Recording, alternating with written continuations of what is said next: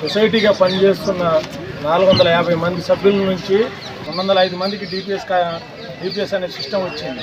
వాళ్ళతో పాటు 20 ఏళ్ళు నరక యాతన చేసుకుంటూ పనిచేసినాం. ప్రభుత్వం కనికరించి మాకు 4 డిపోలల్లో వాళ్ళు వెళ్ళిపోవడం జరిగింది. ఇప్పటికైనా వాళ్ళు పనిచేసి వాళ్ళు ఎంత ఇస్తే యాతనం అంత తీసుకొని మేము మా కుటుంబం గడవక మా కుటుంబాలు పోషించుకోలేక మేము కన్నా తిప్పలు పడి ఇప్పటికైనా హ్యాపీగా ఉందామనుకుంటే ఏఎల్ చీపర్ని మళ్ళీ మిరియాలు కూడా పంపించడం ఎంతవరకు సమాజం? ఎస్ఆర్ఎం గారికి రిక్వెస్ట్ సార్, ఒకటి మేము ఇక్కడ 200 మంది ఉన్నామని చెప్పేసి కొద్దిగా చూడండి సార్. మా కుటుంబాలని మమ్మల్ని పోషించుకోవడానికి చాలా కష్టంగా ఉంది. మా కుటుంబాలు పోషించుకోవడమే చాలా ఇబ్బందికరంగా ఉంది. వాపస్ తీసుకోవాలి కార్మికులకు ఇచ్చిన ఆర్డర్ను, వాపస్ తీసుకోవాలి కార్మికులకు ఇచ్చిన ఆర్డర్ను, వాపస్ తీసుకోవాలి. కార్మికుల ఐక్యత, ఇది 2003లో డిపిఎస్ అనేది రావడం జరిగింది. ఇక్కడ 250 మంది కార్మికులు నిండిపోయిన తర్వాత దాన్ని ఏం చేసిందంటే కొంతకాలం తర్వాత 4 డిపోలు రద్దు చేసింది.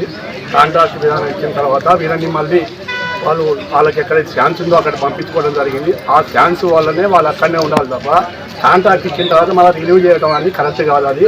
అది ఈడీ మేడం కానీ ఎస్ఆర్ఎం గారు కానీ దాన్ని ఒకసారి ఆలోచించుకొని దాన్ని రద్దు చేసుకుంటే మా తరఫున మేము వాళ్ళకి కోరుతున్నాం.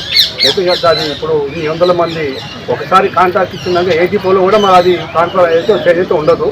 అది అవకాశం జరగదు. అది మరి వారు ఏ విధంగా ఇచ్చిందో అది మాకు తెలియదు కాబట్టి వారికి తెలుసు కాబట్టి దాన్ని ఎంత తీసుకోవాలని చెప్పి మళ్ళీ వాళ్ళు తిరిగి ఎక్కడైనా అవకాశం ఉంటే అతని వాళ్ళ ఉద్యోగాలకు వాళ్ళు భద్రత కల్పించండి. ఎక్కడైనా అది ఉండే అవకాశం ఉంటే అక్కడ పంపించండి. చాలా దిక్కువ ఖాళీలు ఉన్నాయి. ఇప్పుడు చాలా కాజీపేట ఇవన్నీ ఉన్నాయి. కాంట్రాక్ట్ రాలేదు. చెల్లపల్లి కాంట్రాక్ట్ ఇవ్వలే. 4 డిపోలో కాంట్రాక్ట్ ఇచ్చారు. ఈ 4 డిపోలో రద్దు చేసినప్పుడు మరి అది ఏదైతే కాంట్రాక్ట్ నడిపేయాలి కదా.